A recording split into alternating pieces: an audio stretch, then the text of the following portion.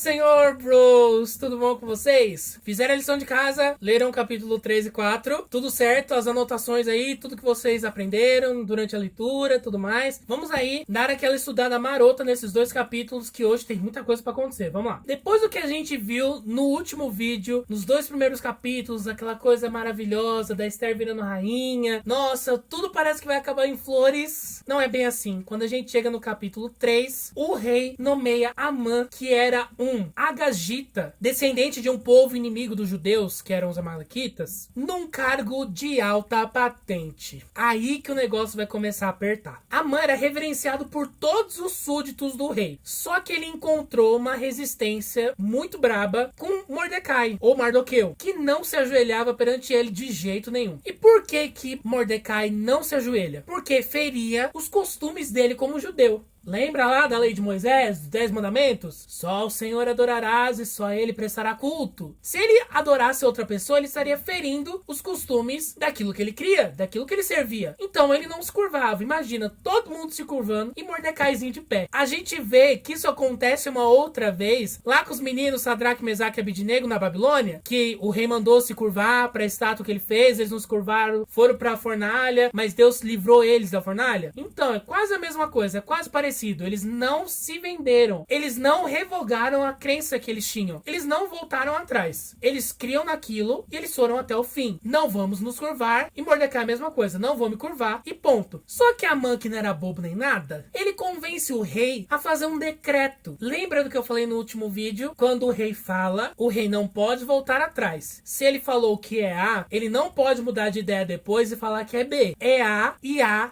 E pronto, é A até o final. Não tem como ele voltar atrás. Continua guardando isso porque no final você vai entender o porquê disso. Amã convence o rei a fazer um decreto contra os judeus. Mas ele estava querendo realmente se vingar de Mordecai. Vamos deixar isso aqui bem claro. E sabe qual que era o sinal de que aquilo foi decretado pelo rei e que aquilo não poderia voltar atrás? Tá aqui no finalzinho do versículo 12 do capítulo 3. Em nome do rei Assuero se escreveu e com o anel do rei se selou. O rei tinha um anel que ele tinha como se fosse um desenho. É igual os filmes que a gente vê de época, essas coisas. Tem como se fosse um desenho. Eles colocavam a cera e vral, selavam. Quando tinha aquele selo, era porque foi decreto do rei. Ou seja, foi selado, decretado, não dá pra voltar atrás. É aquilo e já era. E aí, o que dizia esse decreto maravilhoso de Amã recalcado, né? Ciumento e todos os outros adjetivos que você quiser usar. Tá lá no versículo 13. E enviaram-se as cartas por intermédio dos correios a todas as províncias do rei, para que destruíssem, matassem e fizessem perecer. Olha que específico. Não tem escapatória real, né? Todos os judeus, desde o jovem até o velho, crianças e mulheres, em um mesmo dia, a 13 do 12º mês, que é o mês de Adar, e que saqueassem os seus bens. Então não ia bastar matar, ia saquear os bens deles também. Olha como Amã é uma pessoa querida, né? Uma pessoa amável, uma pessoa querida, né? Ah, Senhor. Quando Mordecai e todos os judeus, porque lembra que os judeus estavam em exílio, os judeus não estavam na terra deles, por causa de N fatores, principalmente a questão de idolatria, Deus permitiu que impérios dominassem tanto a parte de cima, que era Israel, quanto a parte de baixo, que era Judá. E eles estavam espalhados, eles estavam no exílio, então pensa que não era só Mordecai e Esther que estavam lá de judeu, tinha uma galera lá. E eles são tomados por um tremendo de um desespero, de uma angústia, porque eles iam ser mortos, eles não iam poder fazer nada. Olha que aflição, que agonia que seria. Imagina você no lugar deles. E aí eles fazem o que o costume do povo judeu falava. Eles se vestiram de pano de saco, colocaram cinza na cabeça e eles choraram e agonizaram como se eles tivessem perdido um ente querido. Só que, lembra quem era a rainha? Quem era a rainha era Esther. Esther era judia. Então Mordecai resolve incentivar a fazer alguma coisa, a tentar ajudar eles de alguma maneira. Como a gente pode ver no capítulo 4, versículo 13 e 14. Então Mardoqueu mandou que respondessem a Esther: não me imagines no teu íntimo que por estares na casa do rei escaparás só tu entre todos os judeus. Porque se de todo te calares neste tempo, socorro e livramento de outra parte sairá para os judeus. Mas tu e a casa de teu pai perecereis. E quem sabe se para tal tempo como este chegaste a esse reino. Mordecai já joga na cara dela.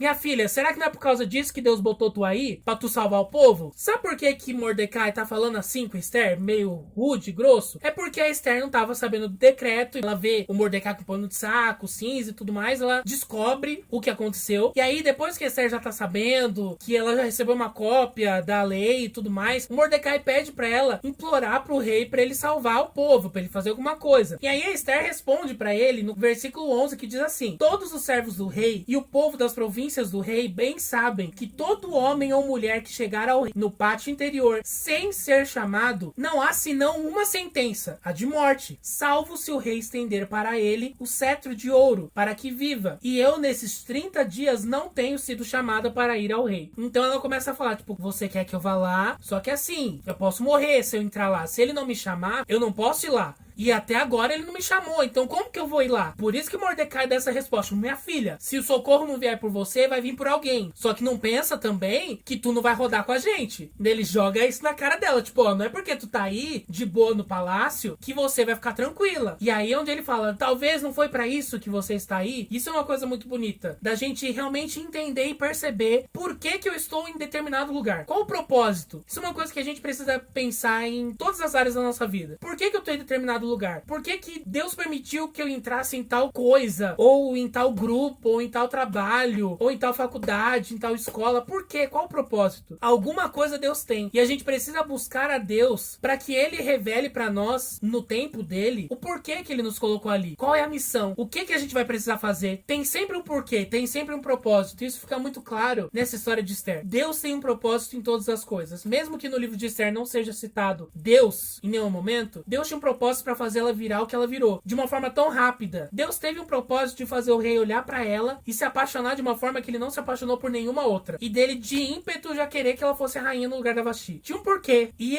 esse é o ponto. A Esther teve que entender esse propósito dela, aceitar, independente da consequência, e seguir nesse propósito. Então ela começa a pensar e ela tava num dilema muito grande. De um lado, tava a morte de todo o seu povo. E do outro, tava a morte dela. Porque talvez ela não conseguisse nenhum nem outro. Talvez ela entrasse na presença do rei e fosse morta. E ela não conseguisse interceder pelo povo. E o povo ia rodar do mesmo jeito. E ela ia morrer antes disso. Então ela tava ali num dilema muito grande. Só que antes dela tomar qualquer decisão, ela toma uma postura digna de uma mulher de Deus. E uma posição que todo mundo devia fazer. Sabe o que ela faz? Versículo 16 do capítulo 4, que diz assim: vai, ajunta todos os judeus que se acharem em Sussã, e jejuai por mim, e não comais nem bebais por 3 dias, nem de dia, nem de noite. E eu e as minhas servas também assim jejuaremos. E assim irei ter com o rei, ainda que não seja segundo a lei. E se perecer,